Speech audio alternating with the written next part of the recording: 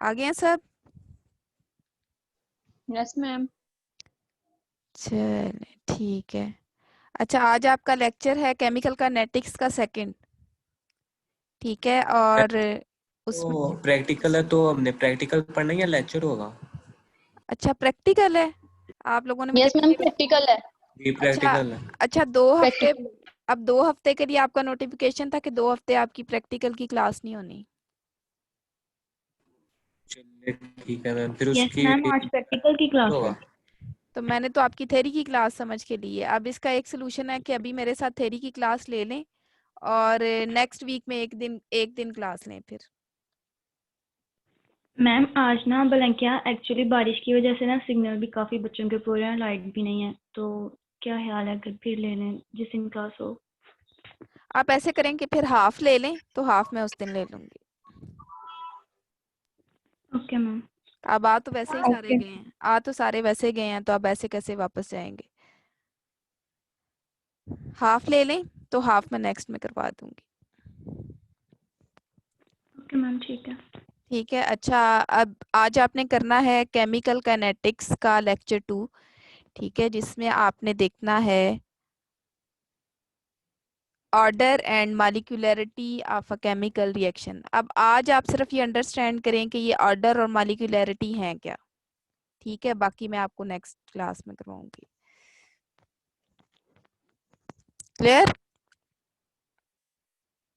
आवाज आ यस रही है? मैम।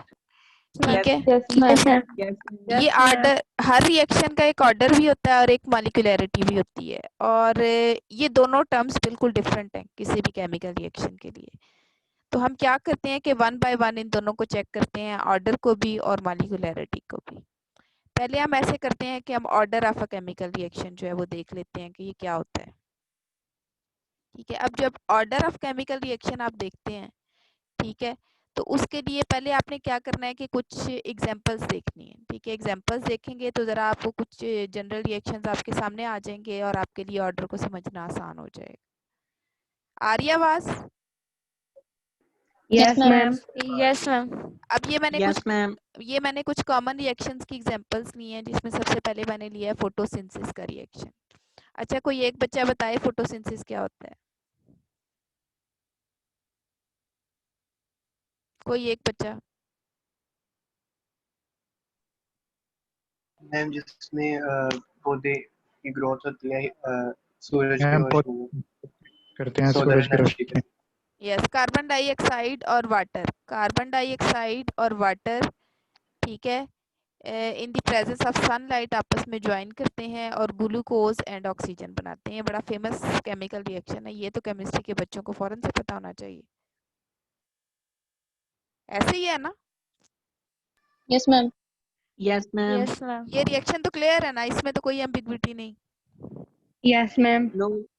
अच्छा, यस मैम। अब ये देखें आपके पास जो आपका फ्लोरा होता है उसमें बहुत सी किस्मों के प्लांट्स होते हैं, छोटे प्लांट्स होते हैं, बड़े प्लांट्स होते हैं। ठीक है, वो कुछ आप कहते हैं ये हर्ब्स हैं, कुछ कहते हैं शर्ब्स हैं, कुछ कहते हैं ट्रीज हैं।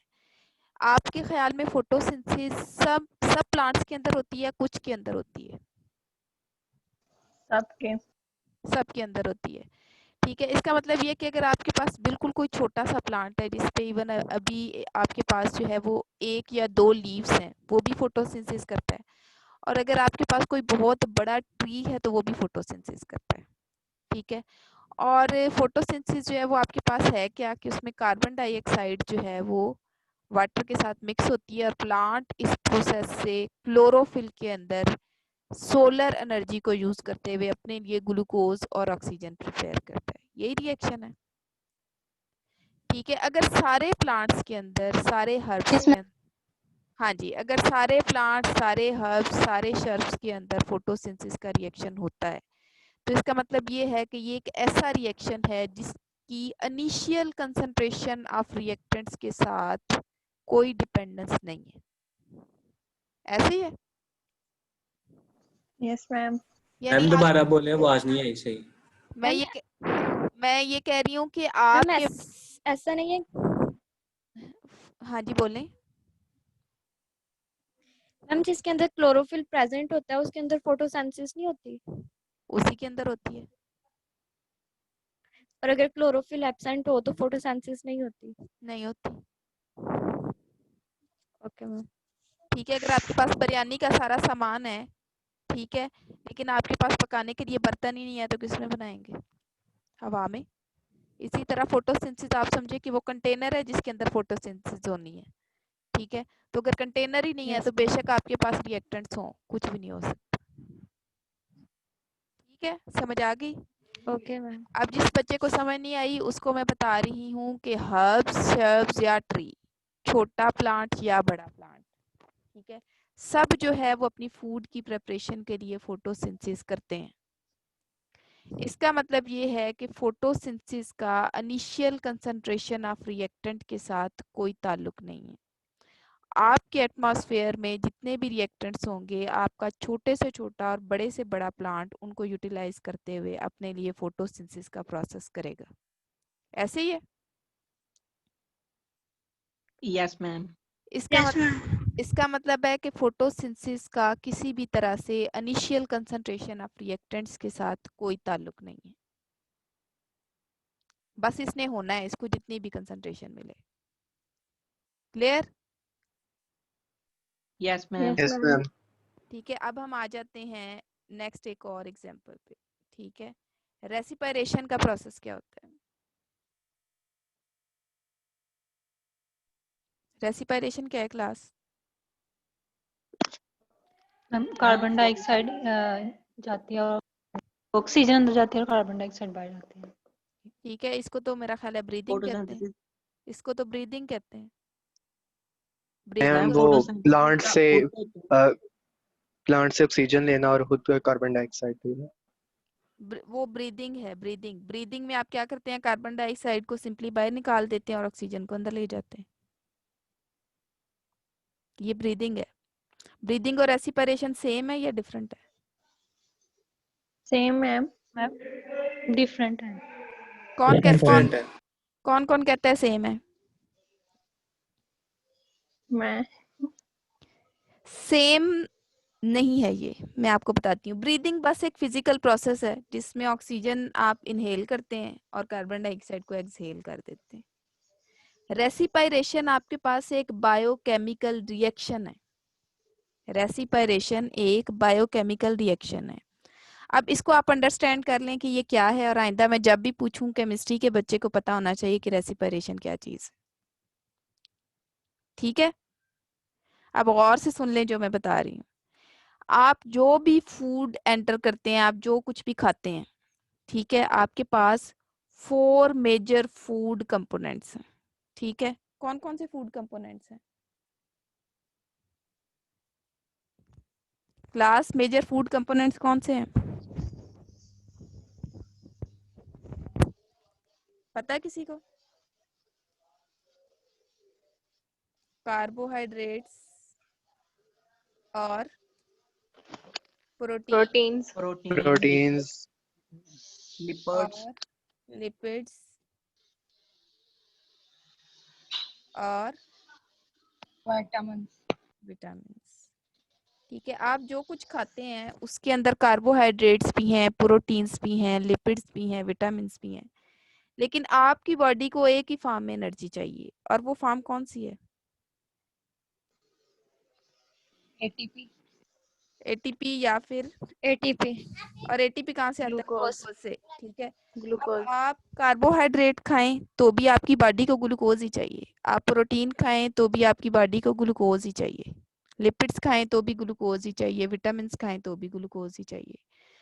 तो अब जो ग्लूकोज है वो तो सिर्फ कार्बोहाइड्रेट से बनता है। फिर अब प्रोटीन्स कैसे ग्लूकोज बनाएं, लिपिड्स कैसे ग्लूकोज बनाएं, विटामिन्स कैसे ग्लूकोज बनाएं? ये आपने बायो में पढ़ा हुआ है। मैम उसके लिए वो साइकिल्स होती हैं। Yes ma'am. Yes, cyclic reactions होते हैं कुछ, यस, जिनके थ्रू जो है वो आपका जो भी फूड कंपोनेंट है आप उसको अल्टीमेटली ग्लूकोज में कन्वर्ट कर देते हैं। ऐसे ही है। मैम फिर से बता दें, हमने नहीं पढ़ी बायो। हाँ जी, मैं बता देती हूँ आप बच्चों को, जिन बच्चों ने बायो नहीं पढ़ी उनको, कि आपकी बॉडी को एनर्जी चाहिए होती है in the form of glucose. ठीक है, आप जो फूड खाते हैं उसके अंदर 4 तरह के फूड कंपोनेंट्स हो सकते हैं। आप कार्बोहाइड्रेट्स खाते हैं, आप प्रोटीन्स खाते हैं, आप लिपिड्स खाते हैं, आप विटामिन्स खाते हैं, ऐसे ही है।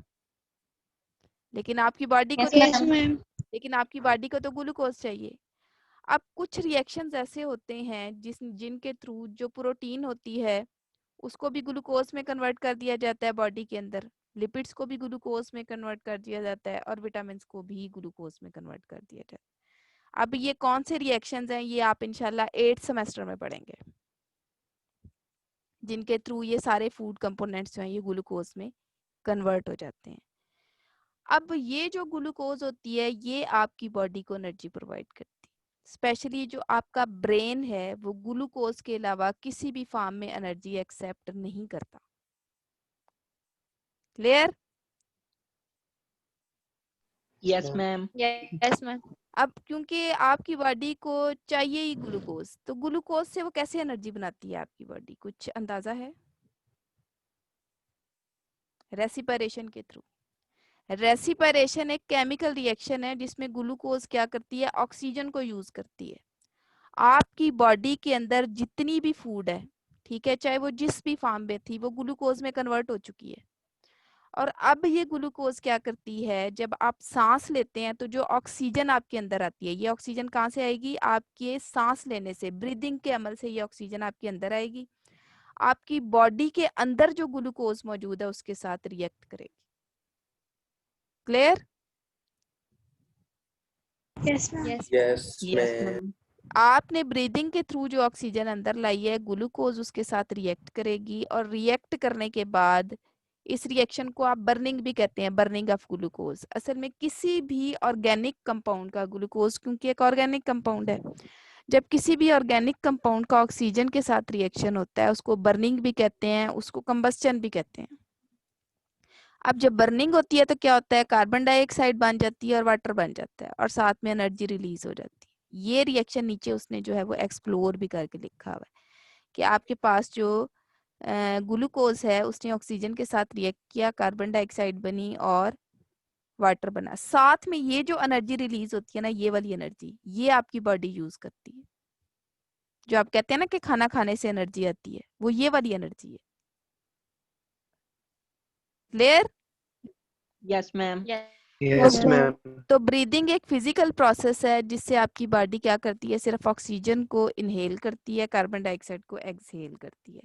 और रेस्पिरेशन एक केमिकल प्रोसेस है जिसमें बॉडी की ग्लूकोज ऑक्सीजन के साथ रिएक्ट करती है, carbon dioxide and water produce करती है। इस अमल में जो एनर्जी रिलीज होती है उसको आप अपनी डेली रूटीन के काम करने के लिए इस्तेमाल करते हैं। और जो कार्बन डाइऑक्साइड रिलीज होती है ये वो कार्बन डाइऑक्साइड है जो आप सांस को बाहर निकालने के अमल में बाहर निकाल देते हैं। ये वो ऑक्सीजन है जो आप ब्रीदिंग में अंदर लाए हैं, ठीक है, और ये वो ऑक्सीजन है जो आपने सांस लेने के अमल के दौरान बाहर निकाल ली है, ये वाली carbon dioxide. Clear? Yes ma'am. Yes, ठीक है, ma'am. अब ब्रीदिंग और रेस्पिरेशन का डिफरेंस याद रहेगा? Yes, yes ma'am. मैम। मुझे यकीन था कि आपको नहीं पता होना, इसलिए मैंने आपके लिए स्लाइड ऐड की है। मैम मेरा सिग्नल ड्रॉप हो गए थे, मैं बता रहा था कि रेस्पिरेशन जो फोटोसिंथेसिस का उल्टा है। हाँ जी, ये फोटोसिंथेसिस का उल्टा है। फोटोसिंथेसिस में क्या होता है, कार्बन डाइऑक्साइड और वाटर आपस में मिलके ग्लूकोज और ऑक्सीजन बनाते हैं। और रेस्पिरेशन में क्या होता है कि प्रोडक्ट्स जो होते हैं ना फोटोसिंथेसिस के, वो रिएक्टेंट्स बन जाते हैं। जी मैम, वहाँ एनर्जी अब्सॉर्ब होती है, यहाँ रिलीज होती है। मैं यहाँ बता पे रहा था लेकिन रिलीज। सिग्नल ड्रॉप हो गए थे। चलें कोई बात नहीं, नेक्स्ट टाइम के लिए जो है ना आपने इस कॉन्सेप्ट को बड़े अच्छे से क्लियर कर लेना है। आपको पता है तो ये ज्यादा अच्छी बात थी। Yes ma'am. अच्छा, अब मुझे ये बताएं मैम जी। मैम आपने बोला कार्बोहाइड्रेट्स, प्रोटीन्स, लिपिड्स, ये जो सब है, ये आपने बोला 8th सेमेस्टर में पता चलेगा, मतलब इसमें किस तरह वो ग्लूकोज में कन्वर्ट होते हैं, लेकिन आप अभी थोड़ा सा एक्सप्लेन कर दें। आपने असल में, मेरी बायो भी कुछ ज्यादा स्ट्रांग नहीं है, मैंने ज्यादा मैथ पढ़ा हुआ है, लेकिन मैं ब्रीफली आपको बता देती हूँ। आपने वो ग्लाइकोलिसिस का साइकिल पढ़ा होगा। Yes ma'am. Yes ma'am. उसमें आपने देखा था कि कैसे आपके पास जो है ना वो एक पूरी सीरीज ऑफ रिएक्शन थी जिसके बाद जो है वो आपके फूड कंपोनेंट ग्लूकोज में कन्वर्ट हो जाते थे। Yes ma'am. ये ना असल में सिंगल स्टेप रिएक्शन नहीं है, ये एक मल्टीपल स्टेप रिएक्शन है जिसमें आपकी जो फूड कंपोनेंट है वो ग्लूकोज में कन्वर्ट होते हैं। स्पेशली जैसे आपका ब्रेन है तो वो ग्लूकोज के अलावा एनर्जी की कोई भी फॉर्म एक्सेप्ट नहीं करता। ठीक है, कभी आप खुदा ना खासा ज्यादा पढ़ें और पढ़ पढ़ के थक जाएं, ठीक है, तो कोई मीठी चीज खाए ना तो आपका दिमाग जो है उसकी एनर्जी ज्यादा जल्दी बहाल होगी, क्योंकि वो आपकी ब्रेन को ग्लूकोज प्रोवाइड करेगी और आपका ब्रेन एनर्जी एक्सेप्ट ही सिर्फ ग्लूकोज से करता है। ठीक है, आप मुझे बताएं कि जो सारे एनिमल्स हैं वो रेसिपायर करते हैं या कुछ करते हैं और कुछ नहीं करते? सब करते हैं। सबको एनर्जी चाहिए तो जाहिर करते है हैं। सब करते हैं। रेसिपायरेशन का पर्पज ही एनर्जी गेन करना है, तो अब जाहिर है सबको एनर्जी चाहिए तो सब भी रेसिपायर करते हैं। इसका मतलब है कि बड़ा जानदार है या छोटा, लार्जर एनिमल और स्मॉलर, लार्जर लिविंग बॉडी और स्मॉलर, उसने रेसिपायरेशन करनी है।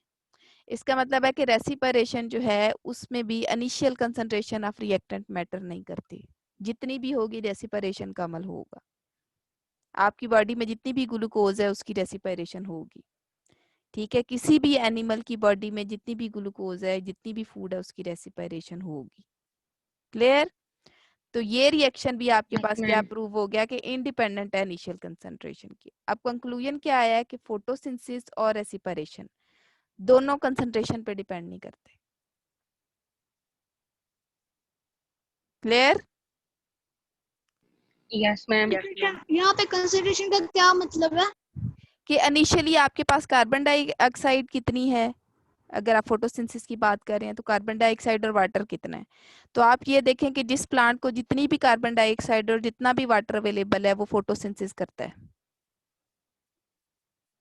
क्योंकि वो ठीक है। फोटोसिंथेसिस ना करे तो उसे तो फूड ही नहीं मिलेगी, फूड नहीं मिलेगी तो वो जिंदा कैसे रहेगा। रेसिपायरेशन भी ऐसे ही है, जितनी भी ग्लूकोज है उसकी बर्निंग होनी ही होनी है। ठीक है, तो ज़ाहिर है अगर ठीक है। ग्लूकोज की बर्निंग होगी तो वो स्मॉलर एनिमल्स में भी होगी, लार्जर में भी होगी, तो ये भी इंडिपेंडेंट हो गया इनिशियल कंसंट्रेशन के। इसका मतलब है कि ठीक है। इसका मतलब है कि कुछ रिएक्शन ऐसे हैं जिनका जिनका जो रेट है वो इनिशियल कंसंट्रेशन ऑफ रिएक्टेंट्स पे डिपेंड नहीं करता। ऐसे ही है, जितनी भी आपके पास इनिशियल कंसंट्रेशन होगी रिएक्शन होगा और होता रहेगा। Clear? Yes ma'am. Yes ma'am. इसी तरह आपके यस पास मैम। ये, मैं आपको दो और रिएक्शन बताती हूँ कि अगर हाइड्रोजन आयोडाइड की गोल्ड सरफेस या गोल्ड कैटलिस्ट की प्रेजेंस में डीकम्पोजिशन की जाए तो उससे आयोडीन और हाइड्रोजन बनेगा। ठीक है, अब ये जो रिएक्शन है ना इसका रेट इस हाइड्रोजन आयोडाइड की कंसंट्रेशन पे डिपेंड करता है। यहाँ पे अगर आपके पास हाइड्रोजन आयोडाइड कम है तो रेट ऑफ रिएक्शन कम होगा, हाइड्रोजन आयोडाइड ज्यादा है तो रेट ऑफ रिएक्शन ज्यादा होगा। इसी तरह अमोनिया जो है वो टंगस्टन की प्रेजेंस में जो है वो डीकम्पोज हो जाती है, टंगस्टन मेटल की प्रेजेंस। अब यहाँ पे भी अगर आपके पास अमोनिया कम कंसंट्रेशन में है तो रेट ऑफ रिएक्शन कम होगा, अमोनिया ज्यादा कंसंट्रेशन में है तो रेट ऑफ रिएक्शन ज्यादा होगा। यहाँ से ये प्रूव होता है कि ये दोनों रिएक्टेंट जो है वो अपनी इनिशियल कंसंट्रेशन को जो है वो एज अ टूल यूज करते हैं रेट ऑफ रिएक्शन के। यहाँ पे आप ये नहीं कह सकते कि rate of reaction initial concentration के इंडिपेंडेंट है। अब इसका कंक्लूजन क्या है कि ये रिएक्शन जो है वो डिपेंड करते हैं concentration of one of reactant पे for its rate of reaction. ठीक है, अब आपके सामने दो तरह के रिएक्शन आ गए, वो जो इनिशियल कंसंट्रेशन ऑफ रिएक्टेंट पे डिपेंड नहीं करते और वो जो इनिशियल कंसंट्रेशन ऑफ रिएक्टेंट पे डिपेंड करते हैं, यानी एक रिएक्टेंट पे डिपेंड करते हैं। जैसे आपने ये देखे थे, एक रिएक्टेंट जो है वो रेट ऑफ रिएक्शन को कंट्रोल कर रहा है, यहाँ पे भी एक रिएक्टेंट रेट ऑफ रिएक्शन को कंट्रोल कर रहा है। क्लियर?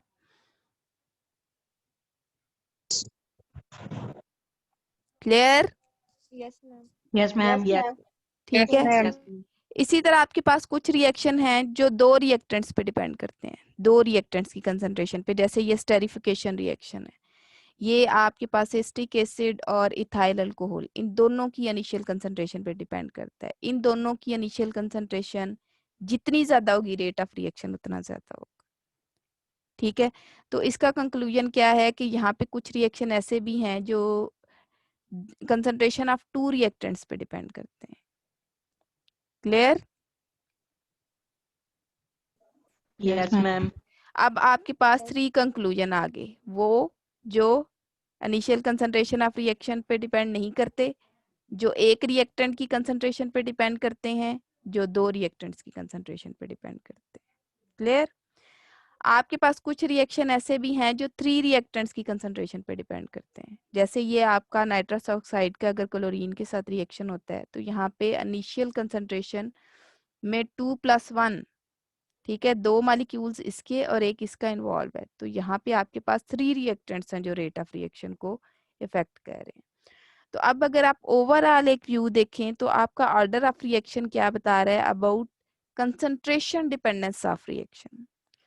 अगर आपका रिएक्शन इंडिपेंडेंट है इनिशियल कंसंट्रेशन के, जैसा कि रेसिपिरेशन और फोटोसिंथेसिस है, आपका रिएक्शन डिपेंड कर रहा है कंसंट्रेशन ऑफ 1 रिएक्टेंट पे, आपका रिएक्शन का रेट डिपेंड कर रहा है कंसंट्रेशन ऑफ 2 रिएक्टेंट्स पे, आपका रेट ऑफ रिएक्शन डिपेंड कर रहा है concentration of 3 reactants. Clear? Yes ma'am. तो यहाँ से आप निकालते हैं ऑर्डर ऑफ रिएक्शन। कैसे? कि अगर आपका रेट ऑफ रिएक्शन है वो इंडिपेंडेंट है इनिशियल कंसंट्रेशन ऑफ रिएक्टेंट्स के, इसको हम कहते हैं जीरो ऑर्डर रिएक्शन। क्या कहते हैं?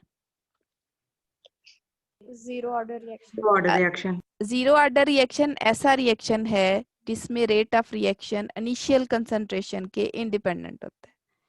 इनिशियली आपके पास रिएक्टेंट्स की जितनी भी कंसंट्रेशन हो, रेट ऑफ रिएक्शन सेम रहता है, इनिशियल कंसंट्रेशन से इफेक्ट नहीं होता। और अगर आपका रेट ऑफ रिएक्शन जो है वो 1 रिएक्टेंट पे डिपेंड करता है, एनी 1 रिएक्टेंट, ठीक है, तो उसको हम कहते हैं first order reaction.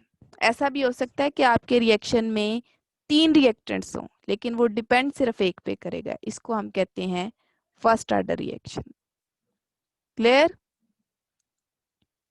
Yes ma'am. और अगर आपका रेट ऑफ रिएक्शन डिपेंड करता है 2 रिएक्टेंट्स पे तो इसको हम कहते हैं सेकंड ऑर्डर रिएक्शन। अगर आपका रेट ऑफ रिएक्शन डिपेंड करता है 3 रिएक्टेंट्स पे तो इसको हम कहते हैं third order of reaction. Clear? Yes ma'am. Yes ma'am. ये आपके पास हो गया है order of reaction. Order of reaction को एक्सप्रेस कैसे करते हैं? सपोज आपका कोई भी रिएक्टेंट है वो प्रोडक्ट में चला गया, ठीक है, आप क्या करेंगे, उसका रेट ऑफ रिएक्शन जो होता है वो डायरेक्टली प्रोपोर्शनल होता है एक्टिव कंसंट्रेशन ऑफ रिएक्टेंट्स की। ये जो स्क्वायर ब्रैकेट है ना, स्क्वायर ब्रैकेट, ठीक है, स्क्वायर ब्रैकेट हमेशा रिप्रेजेंट करता है एक्टिव कंसंट्रेशन ऑफ रिएक्टेंट को।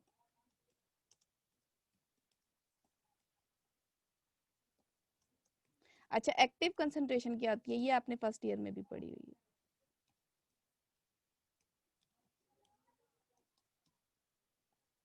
क्लास, एक्टिव कंसंट्रेशन क्या होती है? मैम जो उसमें रोल प्ले कर 1 टाइम एक्टिव हो। हाँ जी। और एक्टिव कंसंट्रेशन किसी भी रिएक्टेंट की कंसंट्रेशन होती है इन यूनिट ऑफ मोल पर डीएम क्यूब।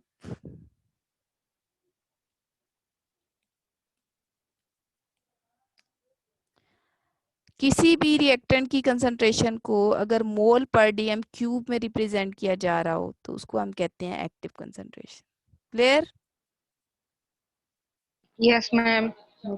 अब यहाँ पे अगर आप इस रिएक्टेंट की कंसंट्रेशन को रिप्रेजेंट कर रहे हैं, ठीक है, तो ये देखें कि अगर आप रिएक्टेंट की इनिशियल कंसंट्रेशन, सपोज कोई भी रिएक्टेंट ए था, आपने उसकी कंसंट्रेशन मोल पर डीएम क्यूब में ली है, तो यहाँ पे उसकी कंसंट्रेशन के साथ मोल पर डीएम क्यूब लिखने के बजाय आप उसके आसपास स्क्वायर ब्रैकेट एंटर कर सकते हैं।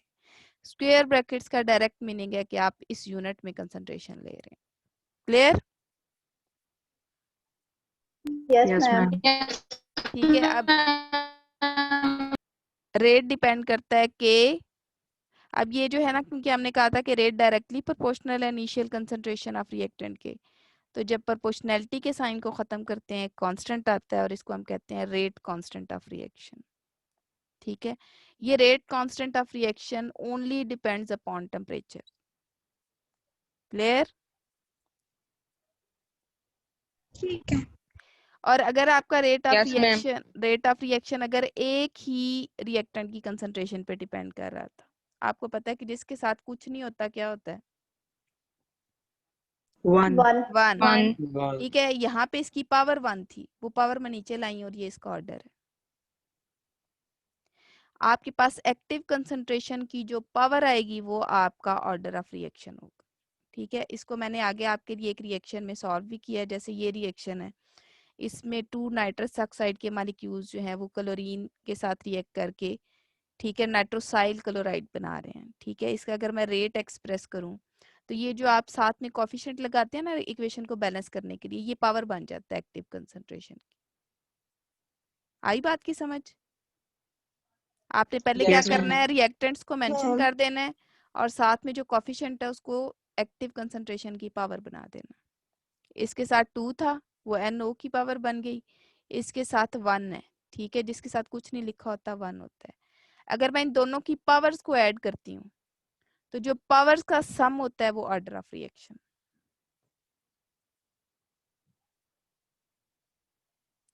ठीक है, ऑर्डर ऑफ रिएक्शन क्या हो गया आपके पास? सम पावर्स का sum. Of powers of active concentration. Powers.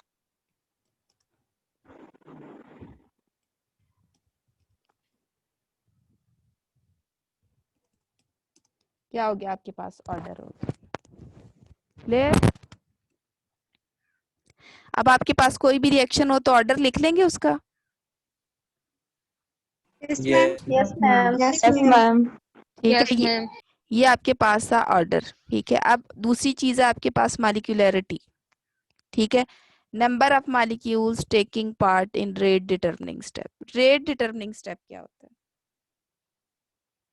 ये आपने पहले पढ़ा हुआ है, बताएं जरा। वो प्रोडक्ट और रिएक्टेंट केसी।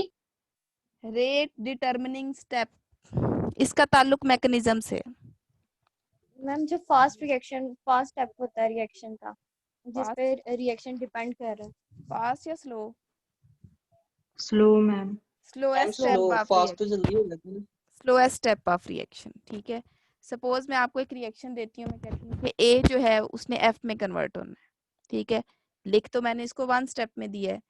अगर आप इसका मैकेनिज्म देखें तो पहले ए बी में कन्वर्ट होगा, फिर बी सी में कन्वर्ट होगा, फिर सी डी में कन्वर्ट होगा, डी ई में, और फिर ई एफ में कन्वर्ट होगा।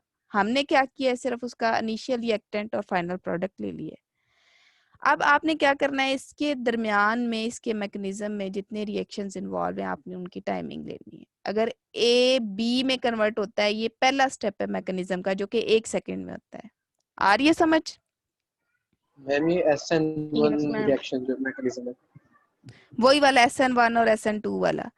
अगर ए बी में कन्वर्ट होने में जो है वो 1 सेकेंड ले रहा है और बी सी में कन्वर्ट होने में 1.6, ये 10 मिनट्स ले रहा है, ये 10 सेकेंड्स ले रहा है, ये 11 सेकेंड्स। तो स्लोएस्ट स्टेप कौन सा है? Ma'am 10 minutes. जब सी डी में कन्वर्ट होता है ये स्लोएस्ट स्टेप, ऐसे ही है। यस ठीक है? मैम। अब ये Yes, आपका ma'am. स्लोएस्ट स्टेप है और इस स्टेप को हम कहते हैं रेट डिटरमिनिंग स्टेप। अगर आपका रिएक्शन मोर देन 1 स्टेप्स में हो रहा है तो जो आपका स्लोएस्ट स्टेप है उसको हम कहते हैं रेट डिटरमिनिंग स्टेप। और रेट डिटरमिनिंग स्टेप में जितने मॉलिक्यूल्स हिस्सा लेते हैं वो है आपके पास मॉलिक्यूलरिटी ऑफ रिएक्शन। क्लियर? यहाँ पे रेट डिटरमिनिंग स्टेप जो है वो आपका ये वाला है और इसके अंदर एक रिएक्टेंट हिस्सा ले रहा है। इसको हम कहते हैं कि molecularity of reaction is equal to 1। क्या है? 1। रेट डिटरमिनिंग स्टेप जो है उसके अंदर सिर्फ एक मॉलिक्यूल इन्वॉल्व है, इसलिए मॉलिक्यूलरिटी ऑफ रिएक्शन 1 है। Yes ma'am. ठीक है, Yes, ma'am. तो ऑर्डर और मॉलिक्यूलरिटी का डिफरेंस पता चल गया। Yes yes ma'am. अब आपने मैम क्या अगर C की जगह 2 होते तो हमने 2 ही दो फिर लिख दो, देते, दो फिर दो, मॉलिक्यूलर। हाँ जी फिर दो। आप ये भी कह सकते हैं कि मालिक्यूलैरिटी 1 है, या आप यूनिमालिक्यूलर रिएक्शन भी कह सकते हैं इसको। इसी तरह आप मालिक्यूलैरिटी को 2 भी कह सकते हैं, बाई मालिक्यूलर रिएक्शन भी कह सकते हैं। क्लियर? मैम एक बात पूछनी है। हाँ जी हाँ? जी। ये जो आपने साइड पे टाइम लिखा है, ये कैसे पता चलेगा कि रिएक्शन इतना टाइम लेगा और ये तो इतना ले रहा है? ये तो ये मैंने कैसे पता चलेगा? ये मैंने जो अभी ये जो या लिखा ये है ना, फिक्स है? ये तो मैंने सपोज किया है, लेकिन असल में जब आपको रिएक्शन दिए जाते हैं ना, तो साथ में आपको प्रैक्टिकल रिजल्ट्स दिए जाते हैं, जो लैब में उसी रिएक्शन को परफॉर्म करने के बाद कलेक्ट किए जाते हैं। फिर आप उसकी बेस पे ठीक चेक है। करते हैं, उसका एक पूरा प्रोसीजर होता है। नेक्स्ट लेक्चर में ना मैं आपको ऑर्डर और मॉलिक्यूलैरिटी का डिफरेंस पढ़ाऊंगी, उसमें आपको क्लियर हो जाएगा ये। ठीक है। ठीक है, आज आपने सिर्फ अंडरस्टैंड किया कि ऑर्डर और मॉलिक्यूलैरिटी है क्या। नेक्स्ट में मैं आपको ऑर्डर और मॉलिक्यूलैरिटी का डिफरेंस पढ़ाऊंगी।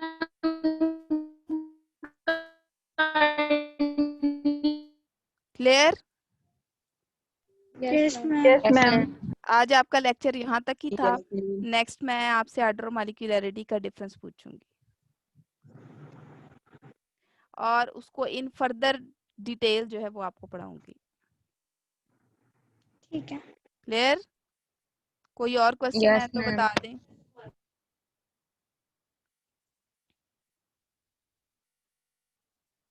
कोई और क्वेश्चन?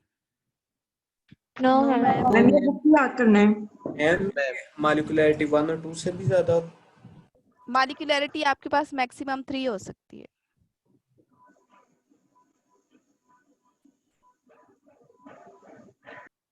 मैक्सिमम मॉलिक्यूलैरिटी 3 होती है। ये नेक्स्ट जो आपके पास डिफरेंस होगा ना ऑर्डर और मॉलिक्यूलैरिटी का, उसमें ये भी पढ़ाना है मैंने आपको कि मॉलिक्यूलैरिटी की मैक्सिमम वैल्यू कितनी होती है और ऑर्डर की मैक्सिमम वैल्यू कितनी होती है।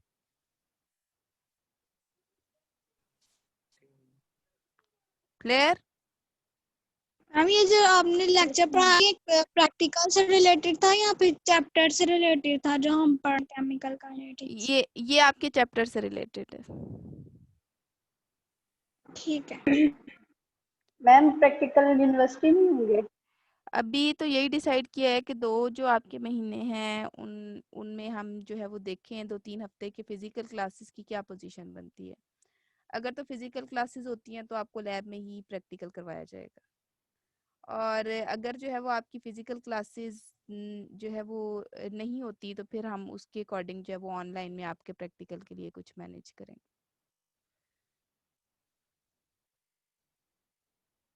ठीक है?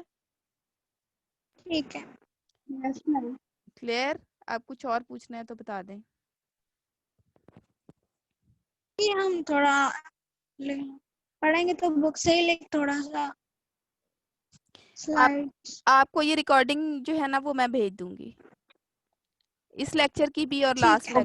लास्ट लेक्चर की भी भेज दूंगी। ठीक है मैम। ठीक है? Yes ma'am. Okay. Yes ma'am.